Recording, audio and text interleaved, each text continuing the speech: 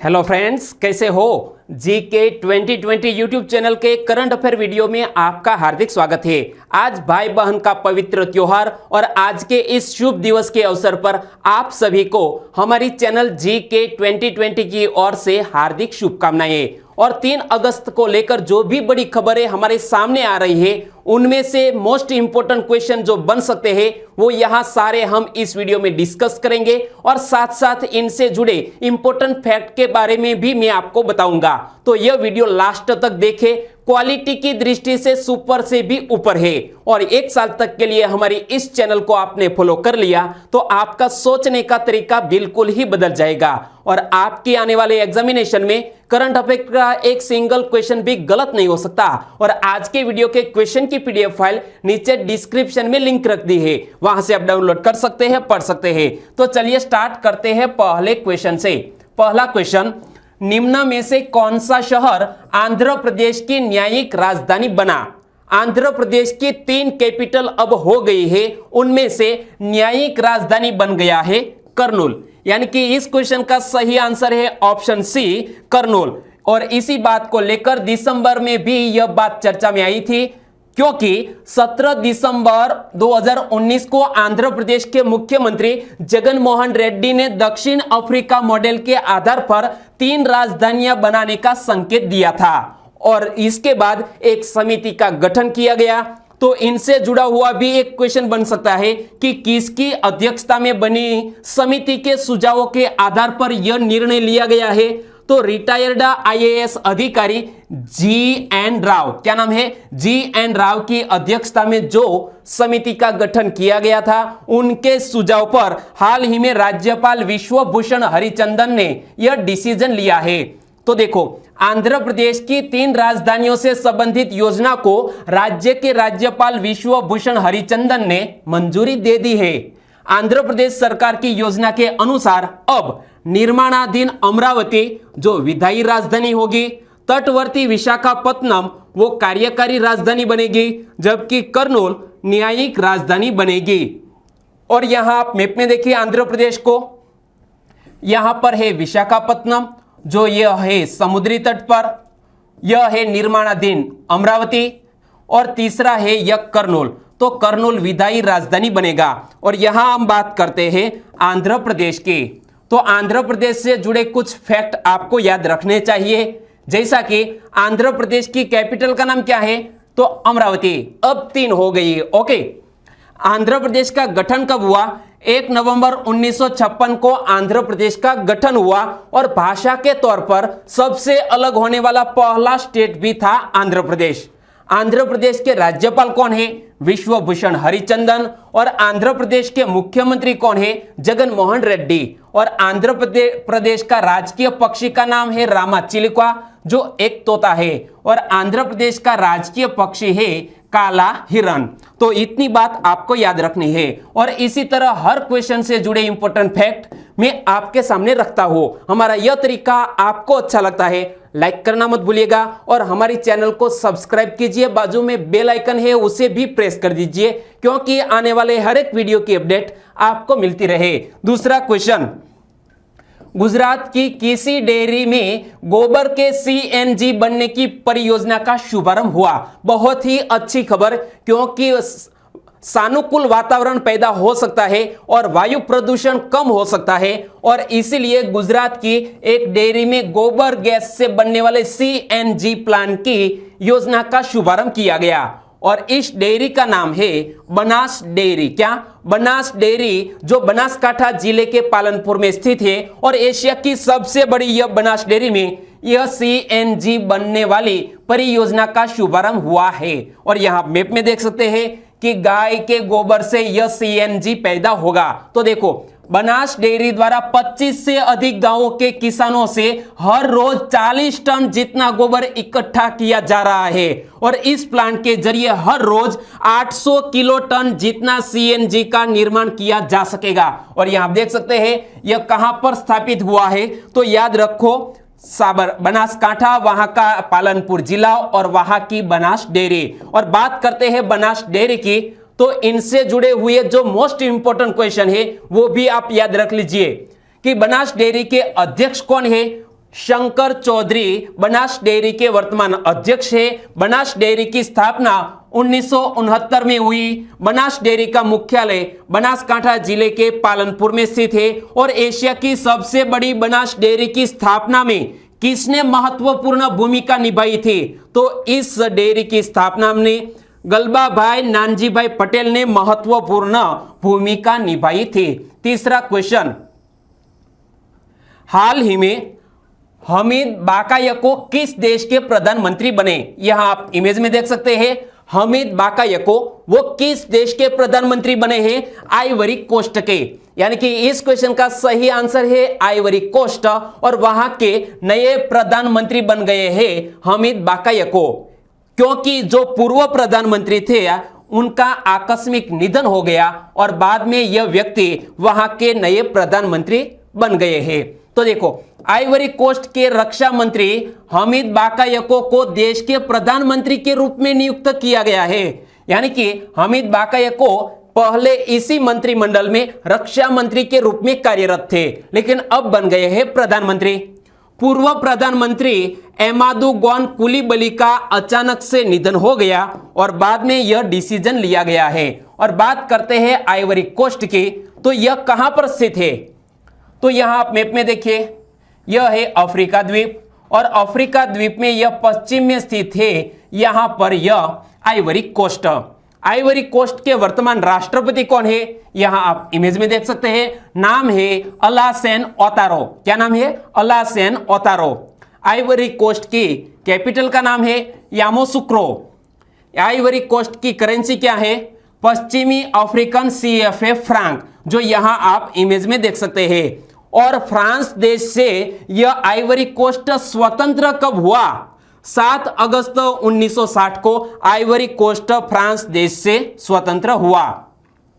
चौथा क्वेश्चन, हाल ही में विद्यार्थी विज्ञान मंथन 2020-21 पहल का शुभारंभ किसने किया?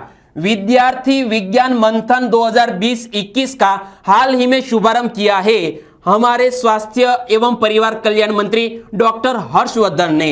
यानी कि इस क्वेश्चन का सही आंसर है ऑप्शन सी, डॉक्टर हर्षवर्धन। तो इनसे जुड़ा हुआ एक और क्वेश्चन बन सकता है कि डॉक्टर हर्षवर्धन किस मंत्रालय के मंत्री है? हमारे स्वास्थ्य और परिवार कल्याण मंत्री है, साथ ही हमारे पृथ्वी विज्ञान मंत्रालय के भी मंत्री है डॉक्टर हर्षवर्धन। और यहां आप इस बैनर को पढ़िए कि विद्यार्थी विज्ञान मंथन 2020-21 और इसका शुभारंभ किया गया है 1 अगस्त 2020 को।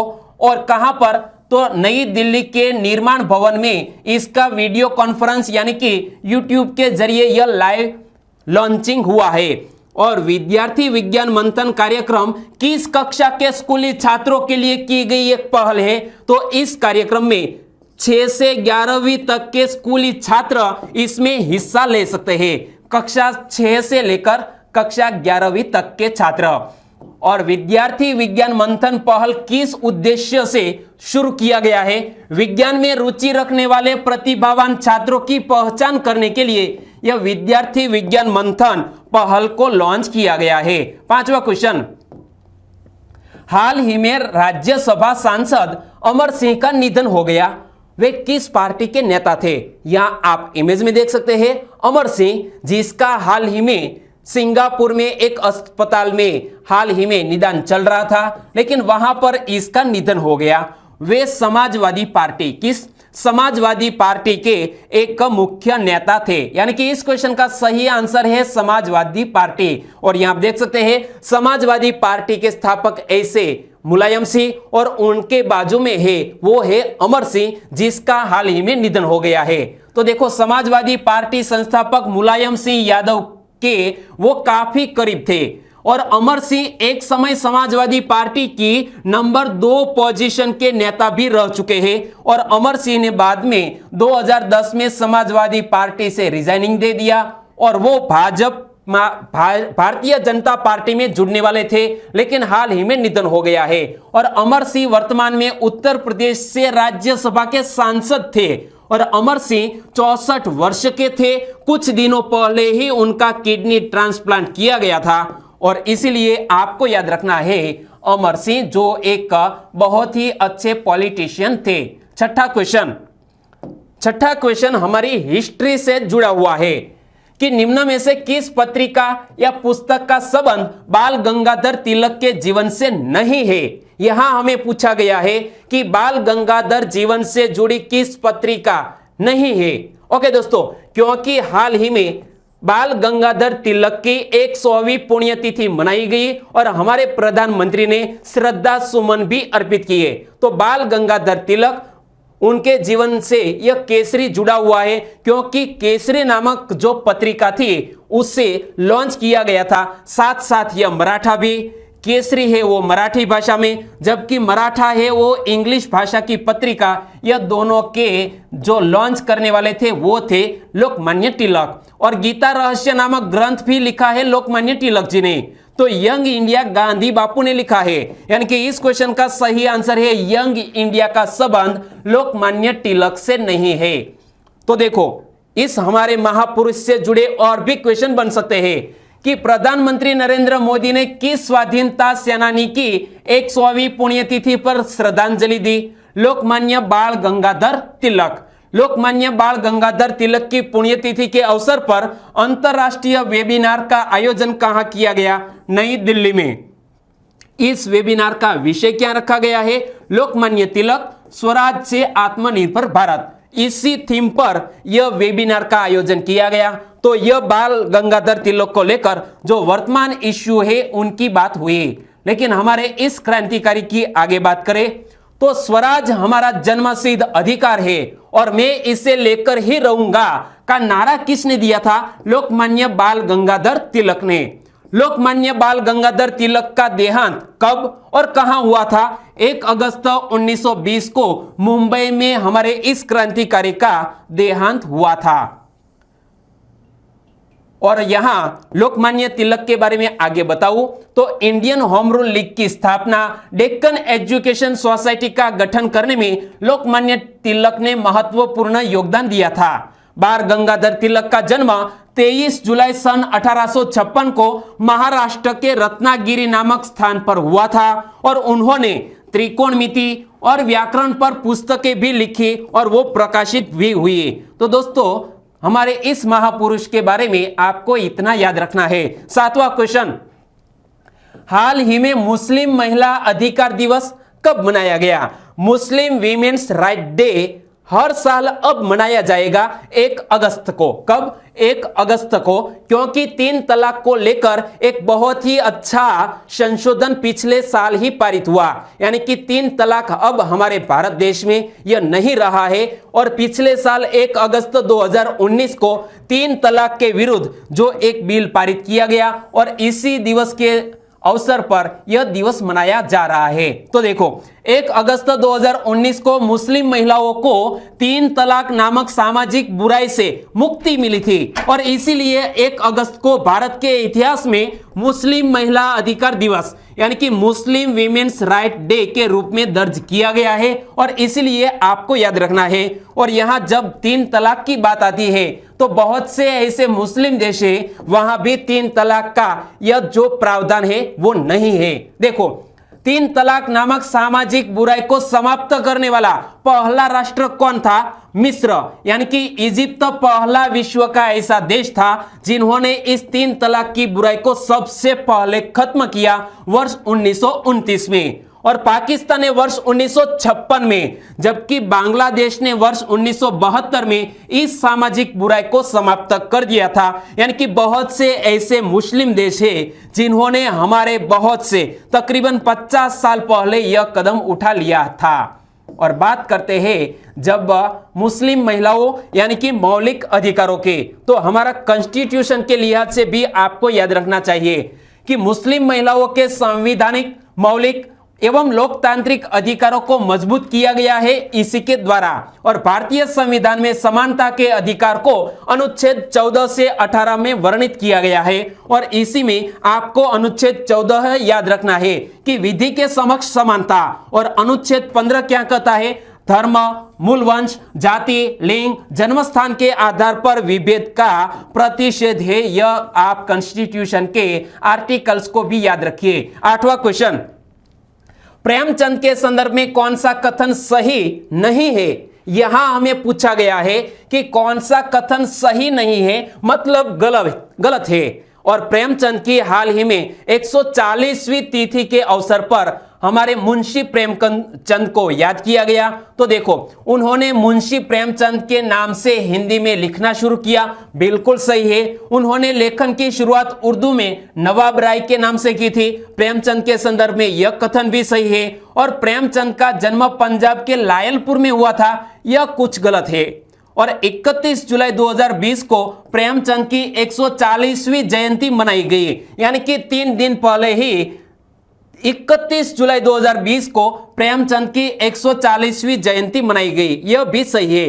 यानी कि यहां हमें पूछा गया है कौन सा कथन गलत है, तो पंजाब के लायलपुर में जन्म नहीं हुआ था। ओके दोस्तों, तो यहां बात करते हैं प्रेमचंद की। प्रेमचंद का जन्म 31 जुलाई 1880 को वाराणसी के निकट लम्ही नामक गांव में हुआ था। और हिंदी और उर्दू का सर्वाधिक लोकप्रिय उपन्यासकार, कहानीकार एवं विचारक थे यह हमारे मुंशी प्रेमचंद। और बात करते हैं हिंदी साहित्य के, यह बहुत ही फेमस ऐसे साहित्यकार प्रेमचंद। तो प्रेमचंद को हिंदी साहित्य का युग प्रवर्तक माना जाता है। उन्होंने एक हिंदी लेखक के तौर पर लगभग दर्जन भर उपन्यास, 250 लघु कथाएं और कई निबंधों की रचना की। और मुंशी प्रेमचंद का निधन 8 अक्टूबर 1936 को हुआ। तो हमारे इस साहित्यकार के बारे में इतना याद रख लीजिए। 9वां क्वेश्चन है आपकी स्क्रीन पर। हाल ही में जीन लिक्यून को किस बैंक के अध्यक्ष पद हेतु पुनर्निर्वाचित किया गया है? यानी कि हाल ही में 5 साल के लिए यह जीन लिक्यून वो बन गए हैं AIIB, यानी कि एशियन इंफ्रास्ट्रक्चर इन्वेस्टमेंट बैंक के हाल ही में अध्यक्ष पद के रूप में फिर से 5 साल के लिए नामित हो गए हैं जीन लिक्यून। यानी कि इस क्वेश्चन का सही आंसर है AIIB।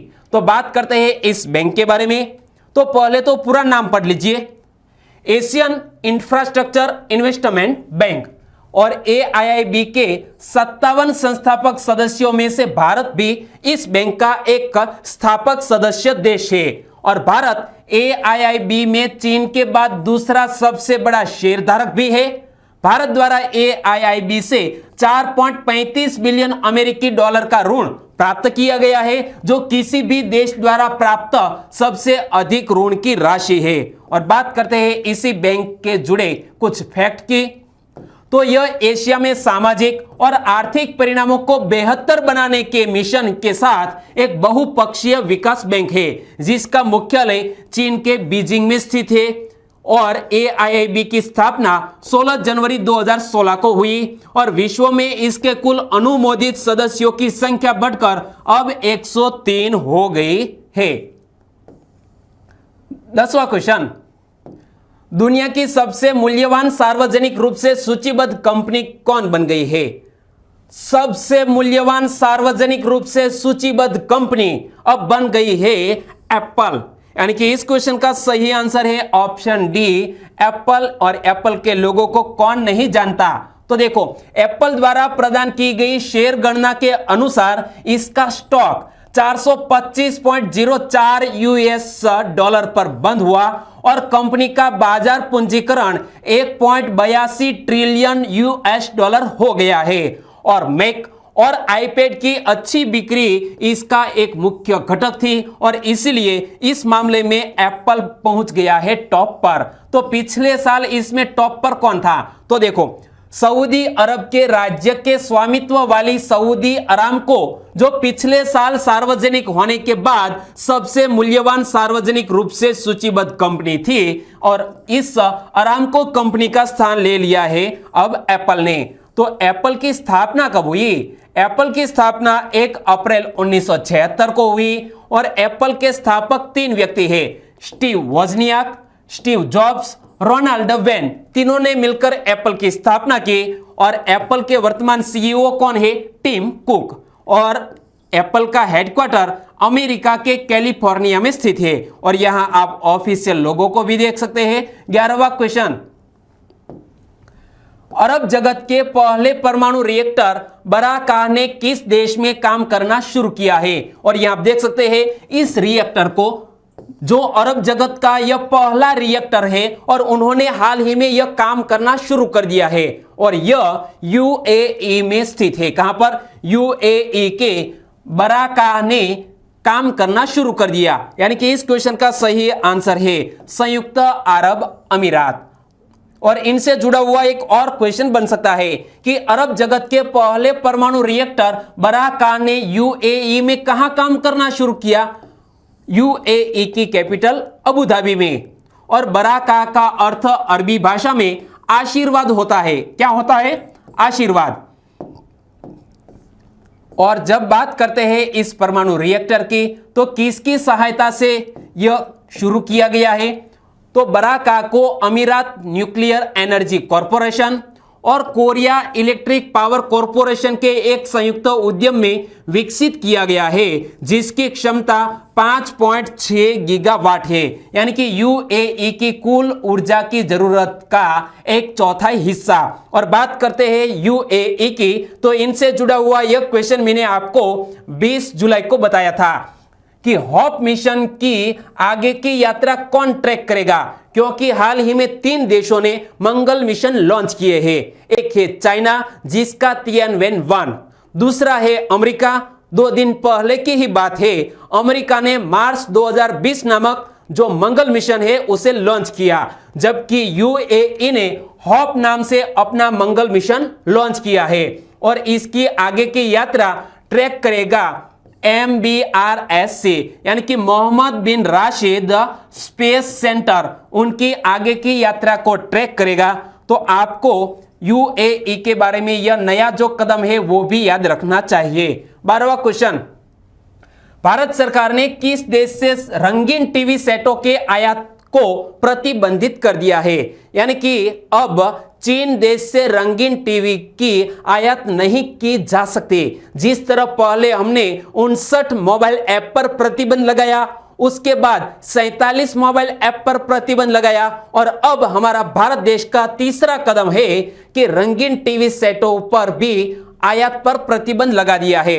यानी कि इस क्वेश्चन का सही आंसर है ऑप्शन बी, चीन देश। और बात करते हैं इस हमारे सरकार के कदम की तो लोकप्रिय चीनी एप्लीकेशन पर प्रतिबंध के बाद भारत सरकार ने रंगीन टीवी सेटों के आयात को प्रतिबंधित कर दिया है और भारत चीन से अधिकांश टीवी सेट आयात करता था। सबसे पहले चाइना और ताइवान 2 देशों से रंगीन टीवी के आयात करता था, उस पर हाल ही में बैन लगा दिया है। सरकार ने ऐसा कदम क्यों उठाया? क्योंकि सरकार के इस कदम का उद्देश्य वोकल फॉर लोकल के प्रधानमंत्री मोदी के दृष्टिकोण को बढ़ावा देना है, जो घरेलू विनिर्माण को बढ़ावा देगा और देश के वर्तमान में चीन के खिलाफ व्यापार घाटे को संतुलित करेगा।